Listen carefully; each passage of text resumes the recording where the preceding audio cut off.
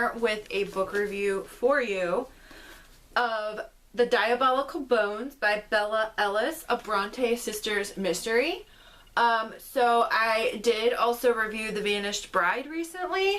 And Bella Ellis is a pseudonym for, I'm drawing a blank on what her actual name is. I do mention it in my other video, but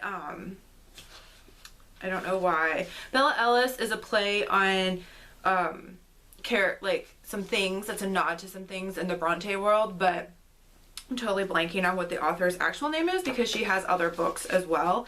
I do, like I said, I'll put in the info cards up here the Vanished Bride review, and in there I mentioned her actual name. So, and like I said, this is a pseudonym.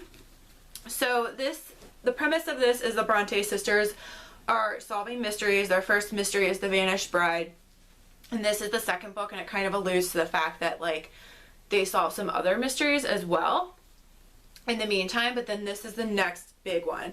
And what happens is there is something called Top Withens, which is apparently it's an actual place. But Top Withens, there is like a very not nice guy who lives there, and his son, and the mother / wife had passed away some like 13 years prior.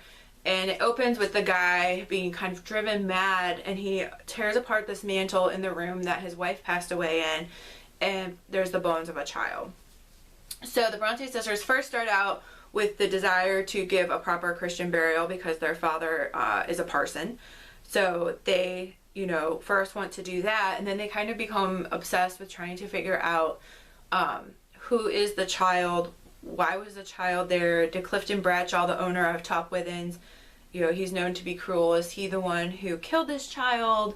And so there's all these like red herrings and pieces parts, and near the end I was down to like 2 suspects, and it ended up being one of those 2 because I was like, there's something off about this person.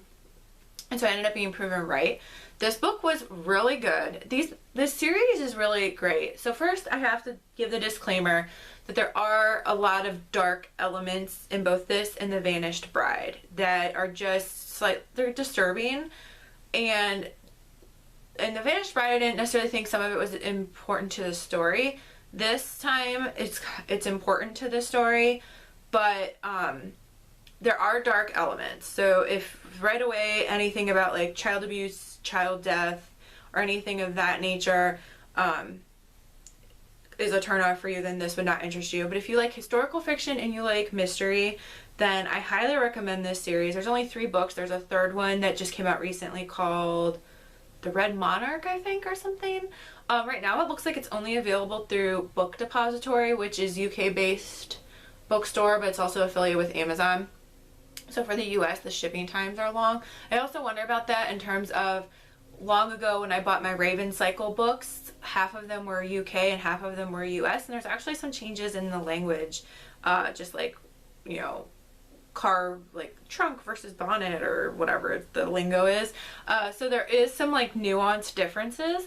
But right now it looks like that might be the only way I can get it. Maybe that has to do with like the paper shortage and supply chain issues. But I do plan on grabbing that probably after Christmas time because I know that an Amazon gift card will be coming my way. So you can order it on Amazon, but it's going to ship from Book Depository.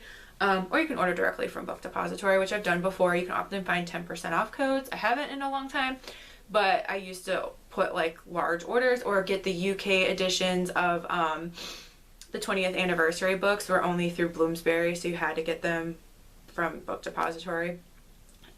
Anyway, for Harry Potter. Anyway, I digress.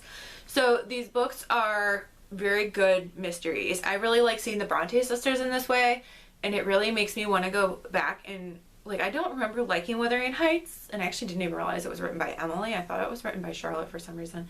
It kind of makes me want to go back and read those again because it's giving me more context about them. There is an author note at the end because she does a lot of research in keeping with historical accuracy, which I appreciate.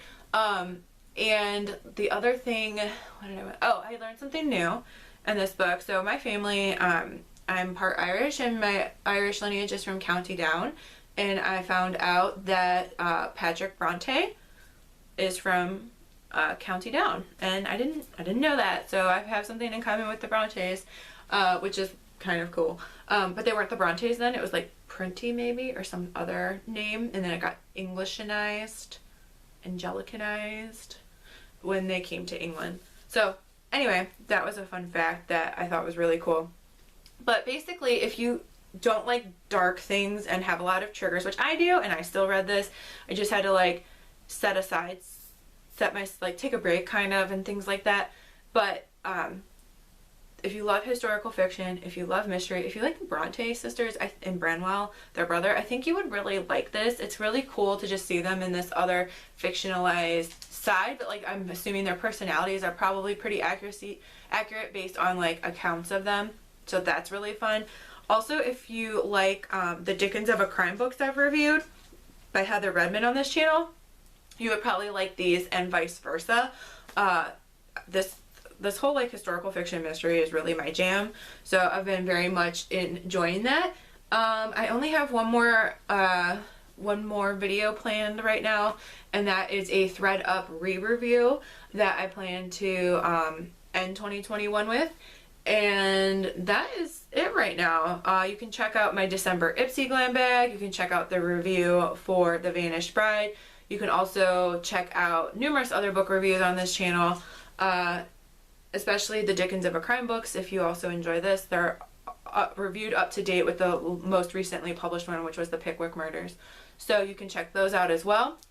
And that's all I have for you. So historical fiction, mystery, the Brontes. Check it out. I think you'd like it. So in the meanwhile, stay introverted. Bye.